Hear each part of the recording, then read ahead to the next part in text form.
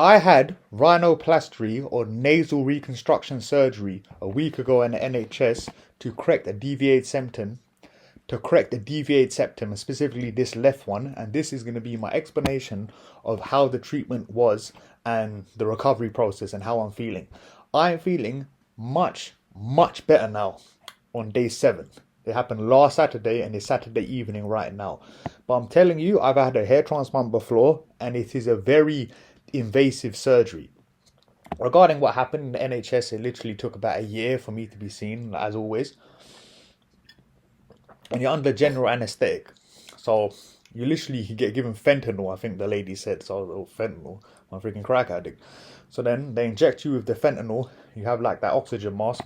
You knock out and then you wake up. And I think the surgery takes about an hour. I had to wait about an hour and a half in a waiting room. Got there around about 11 o'clock. And this was in Homerton Hospital in Hackney. You're in a room with a couple different people. And you have like one of these things. I'll put some videos on. And this is kind of like, it's like a sling that gets tied from the back of your head.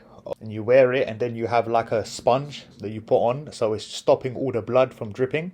And you have to wait maybe about, I waited probably about half an hour, and someone, so either like a family member or like a loved one, they have to pick you up from the hospital to take you home. Otherwise you won't be able to go home. You need someone to take you to and fro the surgery. You easily could get away with it. Like I easily was able to get public transport. Not that I would have done that. I took a boat back. You could do it, but legally you have to have someone to pick you up. And I think you need someone to be with you during that 24 hours in case any complications happen, because it's a pretty serious surgery. Like it's bad. It's pretty bad, pretty painful. And I remember on the night of the surgery when I came back, it didn't really drip too much. But then like I felt like just some huge amount of freaking blood expel from my nostril. And then I took it off. And obviously one thing, if you're a guy, make sure you have clean shaven. Make sure you're clean shaven, because my beard was worse than this. And it was so awkward having all the blood all over my beard. So make sure you shave beforehand. But yeah, like the blood was oozing everywhere. It was going everywhere in the bathroom, on the floor. Like maybe I'll put a video up. It was disgusting. So make sure. And the problem is that you're not meant, after the surgery, you're meant to stay upright like this. You're not meant to lean down. So I was trying to lean down, clean the floor, and that was making more blood come. It was like literally it was like a tap was turned on. All the blood was coming from my nose. It was horrible. And during like the actual sleep, the first day isn't that bad, because you still have a lot of the fentanyl in your system, so you don't really feel it. I would say the most painful days, probably the third, fourth, fifth day, because your body gets really inflamed and you start to like really feel it. And one thing in the US, you're definitely going to have your tramadol, you're going to have your stronger opiates. They should give you strong opiates, in my opinion. Like at least tramadol. Like one thing I started taking, another good advice I can give you, is start taking ibuprofen. Like that's the best thing we can take in the UK, because it's anti-inflammatory. And I got this CBD patch right now. Can't really see it. It's a CBD patch. So it's 15 milligrams of CBD. That made a huge difference to reduce the pain, because normal paracetamol is not going to be enough. Trust me, like you're going to be in really bad pain for at least 5-6 days. It's not nice, and I'll explain like what it feels like, the sensations. But like the first day is okay, but then don't expect. And remember, yeah, I think you can get 2 weeks sick leave from work. I work for myself, so I didn't take it.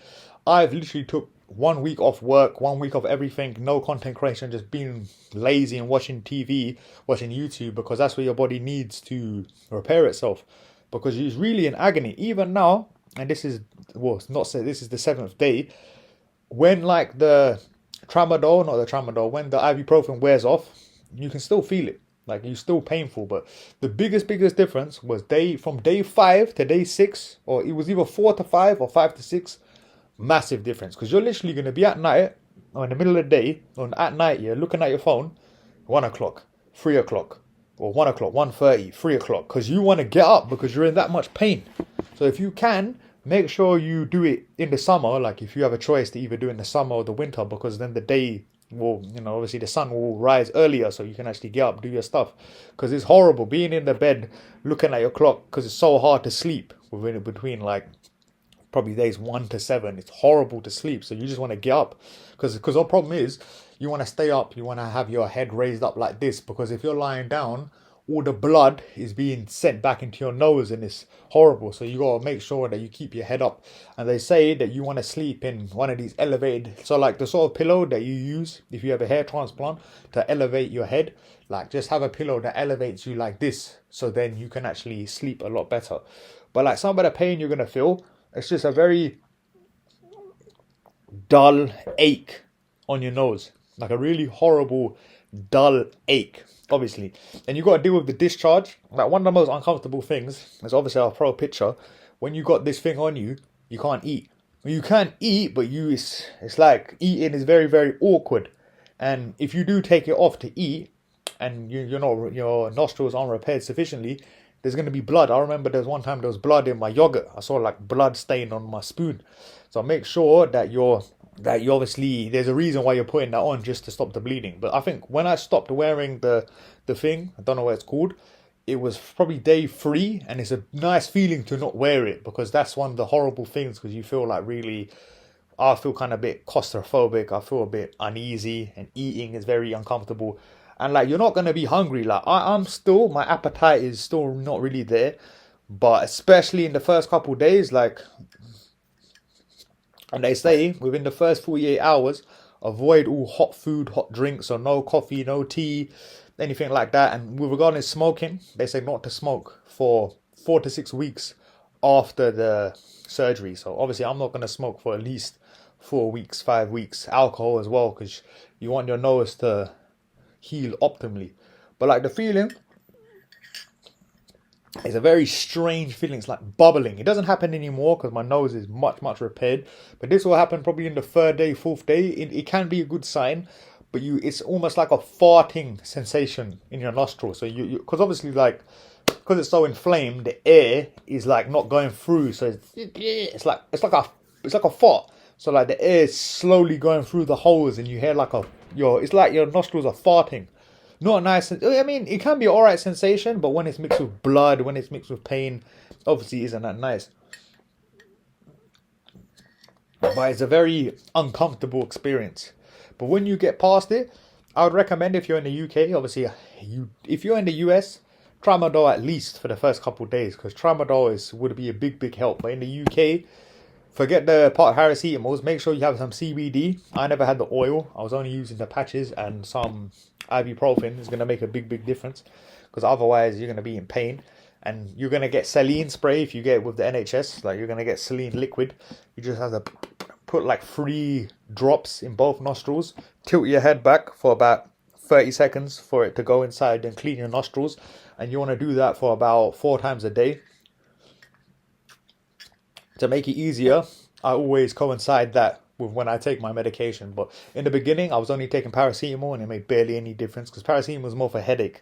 Whereas with Tramadol, not Tramadol, with ibuprofen, it's more for inflammation, more body pain. Definitely take ibuprofen if you're in the UK. But it's a very uncomfortable scenario. Like even now, when I smell, you can hear it's blocked, but it's nowhere near before. Like in the first couple of days, probably 4 days, you can't breathe through your nose. You have to breathe through your mouth. And so it's very uncomfortable. It's completely blocked off because of all the inflammation, all the healing that's going on. And it's just, ugh. And if you're someone who exercises, I exercise every day, and I completely went off. I don't do no stretches, no yoga. I do combat sports, so I do Muay Thai, I do Jiu-Jitsu, and I think my doctor told me, and ChatGPT said the same thing, about 2 months, you want to stop doing that. Just because if someone punches me now, or you're doing football, rugby, that can really damage the nose. Because like I feel it now, it's very, very brittle, it's very, very soft. So any sort of damage, any impairment on the nose, it'll be a horrible, horrible feeling. But I would say, when you're past week 1, this is I'm much better. There's no comparison. Like I have audio clips of myself where I don't even want to speak. I don't even want to talk because I'm in that much pain. Like if you've recovered from a surgery before and you're in so much pain, you're so uncomfortable, you don't even want to function. You just you're looking forward to get up because you're in so much pain, but then you're looking forward to sleep because you want to wake up feeling better. And there's some days, like even I remember on the 5th day, There was one day where I woke up feeling bad because it comes and goes. It's not like it's going to be exponential. It's not like every day you're going to be so much better. But even when I wake up in the morning, I do feel a bit bad as well. I feel a bit like, because you feel that's when, even now, what happens here, typically in the morning, you're not going to feel good because your nose is you haven't had the saline solution for 8 hours because you've been asleep. Obviously, you haven't been taking pain medication, so you're going to wake up feeling uncomfortable. You feel the best, like even in my stage or a week afterwards, probably between 10 a.m. to like 5 p.m. you feel the best because that's when you're active, that's when you should be moving, whatever. But towards the evening, like now, I feel a lot more dry. Like I feel like just dryness in my nostrils. And one thing is, obviously in the UK, it's raining all the time. Make sure you go outside and you walk, because there's one day I walked in the rain, not in like pouring rain, but like a little bit of rain, at like, I think it was the fourth day, and it felt much better, like that no moisture in your nose. So even now, I think it's raining now, obviously. So after I upload this video, I'm gonna go for a little walk in the park just to get that moisture in the air. And if you've got a humidifier, make sure you use that, because that's gonna get moisture in the air. And one thing that's really good is I typically take showers, but try and take a bath and then put some bathing salts in there, like some salts, you know, the salts that open up your nose, and that really made a big difference in your pain tolerance. And if you can afford it, have a bath every single day, because that's really gonna just make your nose a lot more moist. That's what you want. You want it to be a lot more moist. I'm not gonna have a bath today. I had a bath yesterday. Probably now bath every other day. And regarding, like, I'm gonna do more videos subsequently on this channel, so please like and subscribe if you want to see that, like different how it's going. But I would say 1 week is definitely enough time for the pain to be exponentially better. Like it's night and day difference. I would say if you do a 1 to 10 scale, let's assume the worst day was the third or fourth day, like just in pain all the time. Let's assume it was a 10. Today is like a 3, like it's more, yeah, a third of the pain, maybe even less, maybe 2, maybe a third, yeah, like 1/3 of the pain. So much better. And hopefully within a week, 2 weeks, it's going to be exponentially better. But remember, when you're working, you got 2 weeks off if you take the surgery, if you're from the UK. So 2 weeks off, it should be enough for you to go back to work. Personally, I took a week off of my work just because, especially in the first 6 days, you don't want to use even a little bit of your mental resources to do anything apart from heal. Just watch some movies. I watch a lot of documentaries or watch YouTube videos, just because it allows me to focus. You want to do something where you're not focusing on the pain. But regarding like how I'm feeling now, it's still blocked, but this time will tell how much it will improve. But remember, my one I think was a little bit more severe, because there's 2 different ones. I don't know the technical name, sorry. There's the one that they widen up the nostrils here. My one, I think it was bent. So like, yes, say this is the nostril, it was like that. So they corrected it. They corrected the left one, and I think obviously they went on the right one as well. So they widened the right one. This one's a bit bent, and they corrected the septum wall. And obviously that's a more of a invasive process, because they actually turned it to the side. So it's obviously going to depend on you. It's going to depend on your specific issue with your nose. But overall, it's probably worth it. I can't tell you for the fact, but in the NHS it's free. Thank God I got it done.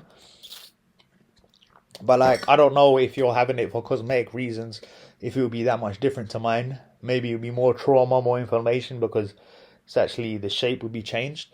But it's definitely worth it. 100% worth it. Just because when I was breathing, it was completely like blocked off. Like even when I breathe now, that's how it sounded normally. So, we'll see. So if you found value in this video, don't forget to like, subscribe. Thank you.